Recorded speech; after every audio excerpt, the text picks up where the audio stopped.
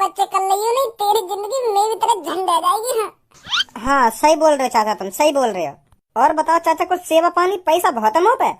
ना बेटा, कोई सेवा पानी ना चाहिए मेरे को। चाचा मुझको ऐसा लग रहा है मेरी जेब से कोई मेरे पर्स चुराना चाह रहा हो। हाँ बेटा, मैं भी देख रहा हूँ यार। आयो कुछ हाथ ना आयो का भाई साहब? खज्जी बेटा, तेरे पापा रात से घर पर नहीं आए हैं, तुझे पता है कहाँ पर है तेरे पापा? रात के घर पे ना आए मतलब? अरे हाँ खज्जी बेटा, मैं रात से तेरे पापा का इंतजार कर रही हूँ और इंतजार करते करते सुबह हो गई और अभी तक तेरे पापा घर पर नहीं आए हैं। कल रात से कुछ अता पता नहीं है तेरे पापन का, कहाँ पर है कहाँ पर नहीं।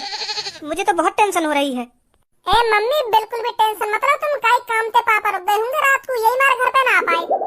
अरे खज्जी बेटा, जैसा तू सोच रहा है ना वैसा बिल्कुल भी नहीं है। तेरे पापा काई काम से कहीं रुकते हैं ना तो मेरे को बता देते हैं। और अब की बार तो तेरे पापा ने ना मेरे पास कॉल करी है ना कोई मैसेज भेजा है, कुछ अता पता है नहीं तेरे पापन का कहाँ पर है कहाँ पर नहीं है। चलो ये बात तो तुम्हारी ठीक है मम्मी। और भज्जी कहाँ है? हाँ? क्या भज्जी कहाँ है? भज्जी भज्जी तो अपने कमरा में ही होगा ना। वो अपने कमरा बमरा में कहीं ना है, वो भी कल रात ही गायब है। क्या कल रात से गायब है? हाँ मम्मी, कल रात से भज्जी अपने कमरा में ना है, वो भी गायब है कल रात से। रात को 10 बजे के आसपास तो मैंने देखो धनुआ से बात करता हुआ, फिर मेरी आंख लग गई। हाँ? फिर मेरी जैसी आंख रात के 12 बजे खुली तो वो अपने कमरा में हती ना। मैंने सोची कि टॉयलेट वॉयलेट करने गया होगा, फिर मेरी आंख दोबारा खुली 2:30 बजे के आसपास, फिर भी ना वो अपने कमरा में। हाँ? तभी तो शक है लगा मेरे को, कुछ तो गड़बड़ है। नहीं रात में वो भी जब सब सो जा, में वाह के बाद घर से बाहर जाने को क्या मतलब है? वाह को तो फिर कहाँ गया भज्जी? गए होगा कहीं महबूबा से मिलने रात को। अरे ऐसा नहीं है भज्जी। तुम्हें कुछ ना पता मम्मी भज्जी के बारे में। भज्जी इतना बिगड़ गया है, इतनी आदत खराब है गई है, बाकी तुम्हें ना पता कितना बिगड़ गया है वो। हाँ? वाह भज्जी की मम्मी, तुम्हें ना पता कितनी सेटिंग है, कम से कम 10 सेटिंग है। आ गई होगी उन 10 में से काइस की कॉल के आ जाओ, मैं तुम्हारा इंतजार कर रही हूँ, तो चुपचाप लेकर गई घर से। हाँ? बहुत आदत खराब है ये भज्जी की, या सुधार नहीं रही हो मम्मी तुम। अगर ऐसे ही चलता रहे ना मम्मी तो तुम कई दिन बहुत पछताओगी, जब बाजेगा कई दिन वहाँ पे बीच चौराहे पे लड़की के चक्कर में। यही मारे मैं तुमसे कह रहा हूँ मम्मी, भज्जी की शिकायत करो पापन से, कि यू रात में बगैर बताए बाहर जान लगो है। पर खज्जी तू भज्जी के बारे में जो कुछ सोच रहा है वो गलत भी तो हो सकता है। गलत कैसे हो जाएगा? कल रात भज्जी और धनुआ आपस में बात कर रहे हैं, मोह लगे सेटिंग के बारे में बात कर रहे हो कि वाकई कॉल आएगी रात में, कैसे घर से बाहर निकलना है और कैसे घर पे आना है। यही प्लानिंग चल रही है उन दोनों की। नहीं रात में 10 बजे के आसपास कौन इतनी बात करे? वो तो यूं ही लग रहा है कहीं लड़की की प्लानिंग बना रहे हो कि वाकई कॉल आएगी और ऐसे घर से बाहर निकलना है और ऐसे घर पे आना है। तो बाहर तो वो निकलेगा, फिर घर पे नहीं आ पाएगा। और अब वो दोनों कहीं पे बाहर बैठ के यूं प्लानिंग बना रहे होंगे कि यार मैं रात में घर से तो लेकर ही आया और अब मैं घर पे कैसे जाऊँ। हाँ? मम्मी पापा ने का जवाब दूंगा जब मम्मी पापा मुझसे पूछेंगे कि रात भर कहाँ हो, का जवाब दूंगा उन्हें मैं, का बात बताऊंगा। तो यूं प्लानिंग बना रहे होंगे वो दोनों कहीं पे बैठ के। तुम ना जानो मम्मी, ये सेटिंग बाजी को चक्कर कितना बड़ा है। जब काई दिन भज्जी पकड़ा जाएगा ना, तुम देखिए कितनी बदनामी होगी हमारी। यू वाह को लड़का है, वाह को जो या लड़की के संग पकड़ो गए हुए। हाँ काई दिन भज्जी पकड़ो जाएगा ना तो बहुत बदनामी होगी हमारी मम्मी। हाँ बता रहा हूँ मैं तुमको। ऐसा नहीं है भज्जी। मम्मी या में तुम्हारी कोई गलती ना है, हर काई की मम्मी यूं ही सोचे अपने लड़का के बारे में कि मेरा लड़का ऐसा ना है, मेरा लड़का वैसा ना है। और जब हकीकत सामने आवे तब पता चले कि हाँ मेरा लड़का ऐसा ही है। अभी तो तुमको लग रहा था मेरा भज्जी ऐसा ना है, और काई दिन अपनी खुली आंखों से तुम भज्जी के कारनामे देख लेंगी, तब पता चलेगी तुमको कि हाँ खज्जी सही बोल रहा बादल मोते। यही मारे कह रहा हूँ मैं मम्मी तुमसे, भज्जी सुधरवाओ। पहले तो ये दिन में ही बाहर जावे, अब तो रात में भी बाहर जान लगो। अरे भज्जी बेटा, तेरे को उधर आकर इतना हंगामा करने की क्या जरूरत थी? मैंने बात संभाल ही ली थी, मैं बस घर आने ही वाला था। जरूर बात संभाल ली होगी तुमने, और जरूर घर पे आने वाले होंगे तुम। अगर तुमने बात संभाल ही ली तो वो पुलिस वाले की कॉल काई को आई मेरे पास में कि ऐसे ऐसे करके तेरे पापा ने चोरी कर ली और हमने जेल में गिर रखे हैं, जल्दी आ जाए यहाँ पे। फिर मुझको बुलाने का क्या मतलब रहे? हाँ? तुम तो वहाँ पे कुछ ना संभाला गया। अगर तुम वहाँ पे कुछ संभाल लेते तो वो पुलिस वाले मुझे कॉल न करता कि ऐसे ऐसे तेरे पापा ने चोरी कर ली और हमने ये जेल में गिर रखे हैं, आ जा जल्दी यहाँ पे। सही बात है बिल्कुल। अगर तुमने बात संभाले ली तो तुम्हें तो चुपचाप घर पे आ जाना चाहिए। तो भज्जी के पास काहे को कॉल आई कि यहाँ पे आ जा, तेरे पापा जेल में पड़े। यही बात है तो मैं पापा से कह रहा हूँ। कॉल तुम नहीं करवाई होगी मेरे पास, क्योंकि तुम पुलिस वाले ने भरोसा न दिला पा रहे होंगे कि मैं चोर ना हूँ। तुम्हारी बात पे वो भरोसा ही न कर रहे होंगे। यही बार तुमने मुँह पे कॉल मिलवाई है कि मेरा बेटा आके बताएगा कि मैं चोर ना हूँ। ऐसी है ना पापा? चल अब जो कुछ हो गया छोड़ इन बातों को। अरे छोड़ कैसे तुम पापा? में उन पुलिस वालों की हिम्मत कैसे हुई तुम्हें चोर साबित करने की? यहाँ शहर के सबसे अमीर आदमी हो तुम, फिर भी पुलिस वालों ने विश्वास नहीं रहा तुम्हारी बातों पे कि हाँ यू बेकसूर है। तुम्हें उनको अपनी औकात दिखानी दिखानी चाहिए तुम कौन हो कौन ना हो। इतना भी ईमानदार न बनना चाहिए पापा। हाँ सही बता रहा हूँ मैं तुमको। मैं तो यही मारे घर से मूड बना के गया कि मैं बताऊंगा उन पुलिस वालों ने उनकी हिम्मत कैसे है कि मेरे पापा ने जेल में डालने की। यही मारे तो इन वकीलों ने ले गए मैं अपने संग उनकी औकात दिखाने के लिए। जब उन पुलिस वालों ने यू बात कोर्ट में पता चलती ना कि यू आदमी या शहर को सबसे अमीर आदमी है, तब शर्मिंदगी महसूस होती है उनको कि हाँ मैंने गलत आदमी को जेल में डाल लिया और तुम वहाँ पे भोला भंडारी बने खड़े। भज्जी बिल्कुल भी नहीं देख सकता अपने पापा के साथ गलत होता हुआ, चाहे वो पुलिस वाला ही क्यों ना हो। अरे भज्जी के पापा क्या बातें चल रही हैं? ये कहाँ थे रात भर तुम? वो क्या है ना भज्जी की मम्मी, कल रात मेरे पे चोरी का इल्जाम लग गया था और पुलिस वाले ने मेरे को जेल में ले जाकर घेर दिया। तो मैंने उनको बहुत समझाने की कोशिश करी कि मैं चोर नहीं हूँ, पर वो मेरी बातों का विश्वास ही नहीं कर रहे थे। तब हार कर मैंने भज्जी पर कॉल मिलवाई और भज्जी ने वहां कर बताया कि मैं कौन हूँ कौन नहीं हूँ, तब जाकर छोड़ा उन्होंने मेरे को। बहुत अच्छी डांट लगाई थी पुलिस वालों की भज्जी ने। मतलब कल रात भज्जी तुम्हारे साथ ही था? अरे यही तो लाया मेरे को छुड़ाकर वहां से। छुड़ाकर ही नहीं लाया, इसलिए तो उनसे माफी भी मंगवाई मेरे से। पहले तो अम्मू को यूँ बताओ तुम पर चोरी का इल्जाम लगाओ कैसे? अरे वो क्या है ना, मैं फैक्ट्री एरिया के पास कार पार्किंग में खड़ा था, तो उस कार पार्किंग में ड्यूटी वाले भी बंदे खड़े थे।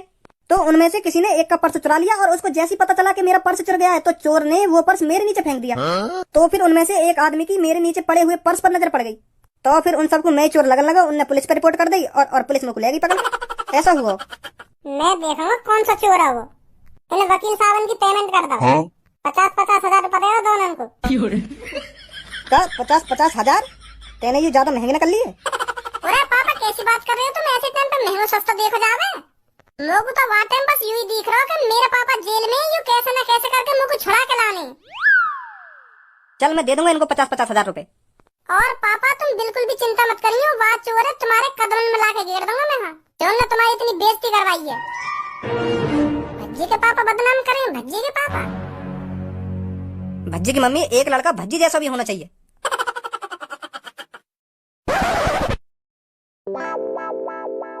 ए बॉस, क्या बात सोच के इतनी मगन है रहे हो तुम? हमें भी बता दो क्या सोच रहे हो तुम। ए अब तो को क्या बताऊं गंजे में। ए बॉस बता दो, मैं भी खुश लगा फिर बात सोच कर। ऐसा हुआ कल रात जो फैक्ट्री एरिया ना है वहाँ के पास जो कार पार्किंग है वहाँ पे मैं जेब काटने गया। हाँ? अच्छा फिर? तो फिर मैंने वहाँ पे जाके बड़े प्यार से एक लड़का की जेब काट ली। तो फिर मैं वहाँ से थोड़ी देर में वह पर्स लेकर चल नहीं पा रहा हूँ, इतने बार को पता चल गई कि मेरा पर्स काई ने चुरा लिया है। जैसे ही मैंने हल्ला मचाना स्टार्ट करो ना कि मेरा पर्स चुरा लिया काई ने, मेरा पर्स गायब जेब थे, तो मेरे पसीना से छूटने लगे। तो मैं सोच रहा आज वादेगा मुँह पर ढंग के, आज पकड़ा जाएगा छपरी तू। जॉन का पर्स मैंने चुराया हो ना, फिर वो एक दूसरे से पूछ लगा, और मेरा पर्स तेरे पास तो ना, जल्दी जल्दी चेक कर अपनी जेब में, तेरे पास ही होगा, तेरे पास ही होगा, ऐसे करने लगा वो। मैं घबरा रहा हूँ खड़ा खड़ा, मेरी गांड फट रही कि यार आज वादेगा तो फिर मैंने छपरी वाला दिमाग लगा के वो पर्स दूसरे आदमी के नीचे फेंक दिया चुप्पी। दूसरे आदमी के नीचे फेंक दिया? अरे हाँ, मेरे पीछे एक आदमी खड़ा हो, वाह को कोई मतलब ही नहीं हो कि यहाँ पे कौन का पर्स चुरा कौन का पर्स ना चुरा, वो तो बस अपनी धुन में मगाना। तो मेरे हाथ में जो पर्स हो ना, मैंने वाह के नीचे फेंक दिया। हाँ? और चुपचाप खड़ा है वहाँ पे। तो फिर थोड़ी देर बाद एक आदमी की नजर वह पर्स पे पड़ गई। वह ने बताया कि भैया वो पर तेरा पर्स वह आदमी के नीचे। तो फिर पर्स तो मैंने चुराया और वह आदमी पे इल्जाम लग गया चोरी का। वो बेचारा करेगा भैया मैंने न चुराया पर्स, मैं क्या चुराऊंगा पर्स, मैं तो इतना अमीर आदमी हूँ, मेरी तो इतनी फैक्ट्री चल रही है, ऐसे ऐसे करने लगा वो। और वहाँ पे बाकी बातों पे काई ने भी विश्वास न करा, पुलिस बुला ली। और फिर वहाँ पे पुलिस आई और वह बेचारे बेकसूर आदमी ले गई। हाँ, पर्स चुराया मैंने और वह बेचारे आदमी पे खाम खा बाज रहा होगा जेल में। हाँ, यह बात सोच रहा हूँ मैं। ए बॉस, तुमने भी सही टाइम पे सही दिमाग लगा लिया। अगर तुम वह पर्स ना फेंकते तो वह आदमी की जगह तुम होते, आज तुम्हारी गांव पे डंडा बाज रहा हो। तो हाँ सही बोल रहा हो तो बिल्कुल। ओ छपरी, मेरे को लगता है तेरे ज्यादा ही पर निकल आए दिखे, इन परों को कम फड़फड़ा सुनी। तेरी हिम्मत कैसे होगी मेरे अड्डे पर चोरी करने की? मैंने तेरे से इस बारे में शुरुआत में ही बात करी थी कि उत्तर का एरिया तेरा होगा और दक्षिण का एरिया मेरा होगा, और तू दक्षिण में का गांव मरवाने गया था। वहाँ कैसे हिम्मत होगी तेरी जेब काटने की? कालिया, मेरी बात कान खोल कर सुन ले। अब ना कोई उत्तर रहेगा और ना कोई दक्षिण रहेगा। जौन का मन जहाँ चोरी करने को करेगा वो वहीं चोरी करेगा। कालिया, सही दिमाग लगाया था तूने शुरुआत में कि उत्तर का एरिया छपरी तेरा है और दक्षिण का एरिया मेरा है। उत्तर में ये गरीब लीचड़ लोग मेरे को दे दिए और दक्षिण के सगरे अमीर लोग अपने पास रख लिए।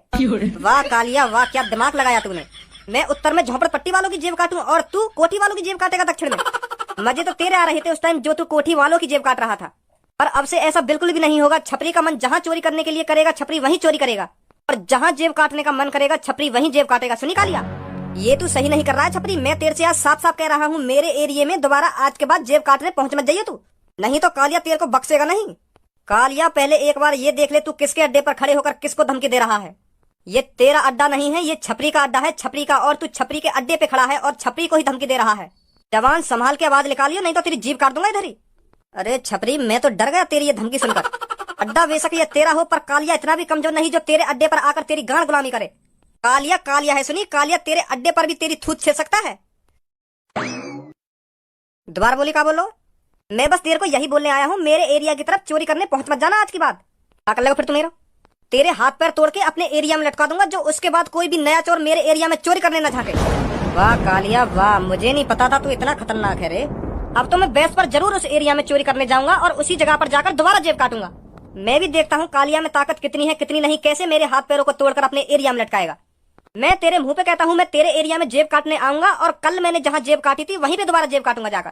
मैं भी देखूंगा तू क्या करेगा। कहीं ना आवे तू और कहीं मैं आ जाऊं।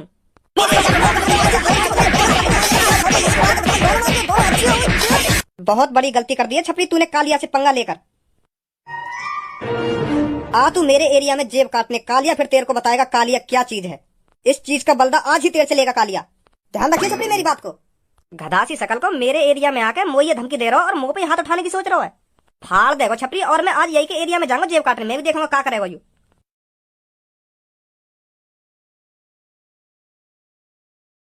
ए बॉस, आज तो यहाँ पे ज्यादा भीड़ भी ना है, कैसे जेब काटोगे तुम?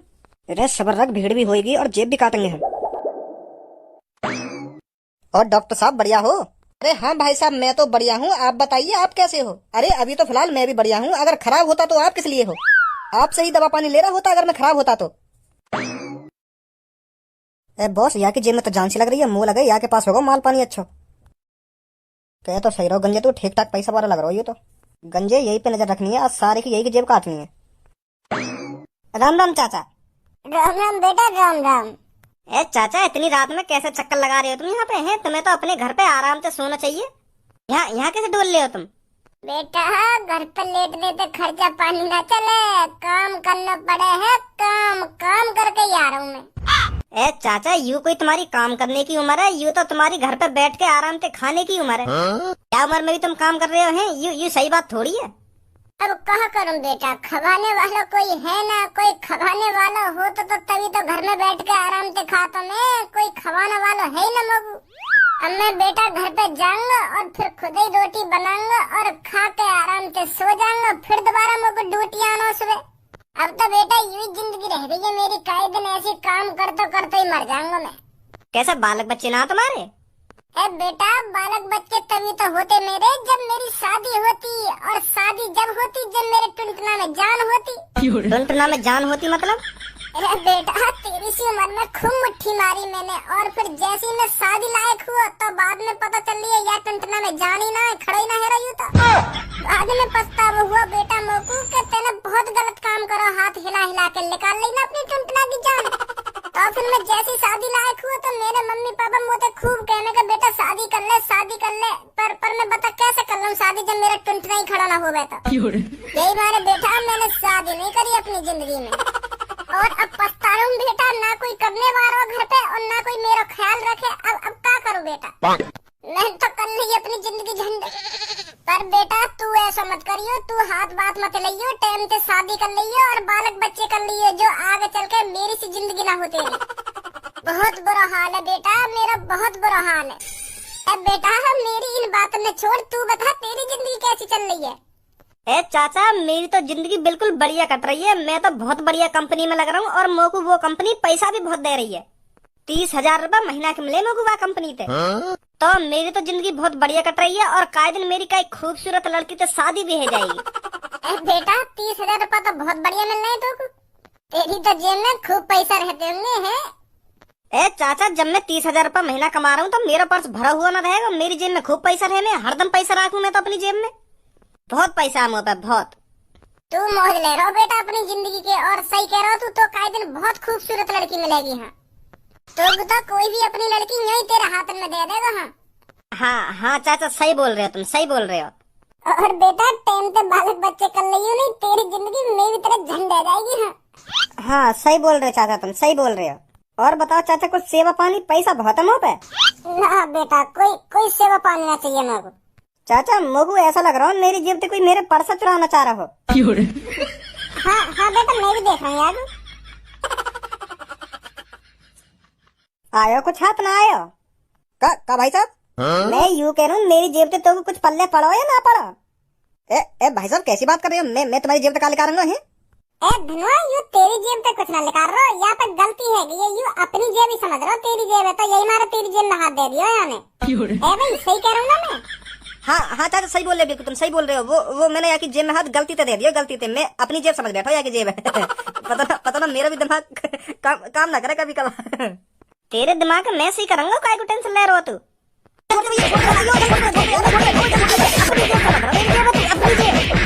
सच बता दे, 1-2 दिन पहले तेने पर्स चुराया एक आदमी को। ए भाई साहब कौन सा एक आदमी? वो आदमी जाकू 1-2 दिन पहले पुलिस पकड़ के ले गई। वो पर्स तो वही नहीं चुराया, ये मार तो पुलिस पकड़ के ले गई। पीछे हटिए धनुआ, मैं बात करूँ यहाँ पे, ऐसा ना बताएगा ये। अब सच बता दे, मेरे पापन पे जो चोरी का इल्जाम लगाओ 1-2 दिन पहले तेरी वजह से लगाओ ना, तेरी वजह से मेरे पापा जेल में गए ना। चाचा तुम्हारे पापा है वो? हाँ मेरे पापा है।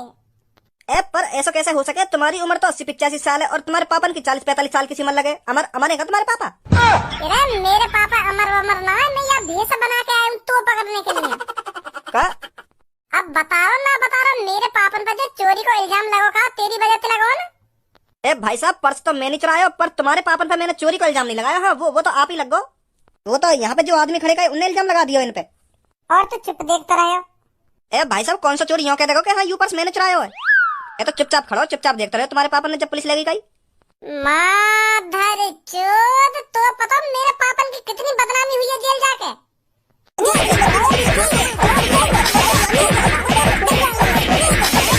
देख रहा हो ना बाप, मेरे पापा ने जेल जाते हुए। अब जल्दी करो, मैं दिखाऊंगा तुमको जेल की हवा कैसी हो गए। ए भाई साहब जेल वेल मत ले जाओ मेरे को, मैं माफी मांग लूंगा तुम्हारे पापन से। मैं कह दूंगा उनसे मुझे बहुत बड़ी गलती है जो मैंने बताया ना कि चोरी मैंने करी। अपने पापन के ले चला मेरे को, मैं माफी मांग लूंगा उनसे, पर जेल वेल मत ले जाओ हमको। भाई साहब जब मेरे हवाले कर दो मैं देख लूंगा याकू। तू का देख लेगा याकू, और मैं तेरा हवाले का क्यों करूँ यार? मैं यहाँ मारे तुम तक कह रहा हूँ क्योंकि यहाँ ने मेरे घर से 2 लाख रुपए चुराए, 2 लाख रुपए। 1 महीना तो ढूंढ रहा हूँ मैं याकू, पर आज हाथ आया यू, आज बता दूंगा मैं याकू। भाई साहब यार जेल वेल में मत ले जाओ, मो याके हाथ पैर तोड़ने मेरे हवाले कर दो याकू तुम। सच में हाथ पैर तोड़ा हुआ याके तू? हाँ भाई साहब सच में हाथ पैर तोड़ दूंगा मैं याके। अगर तू याके सच में हाथ पैर तोड़ सके तो मैं तेरे हवाले करूँ, नहीं तो मैं जेल में ले जा रहा हूँ याकू। नहीं पुलिस वाले आके हाथ पैर में तोड़ेंगे फिर। ना जेल बेल में मत ले जाओ भाई साहब याकू मैं 1 महीना तक ढूंढ रहा हूँ, 1 महीना से आज जाके हाथ लगाओ मेरे यू। तो फिर तोड़ दे आके हाथ पैर में। पुलिस वाले तो मेरा नाम मत लियो कि मैंने कही हाथ पैर तोड़ने की।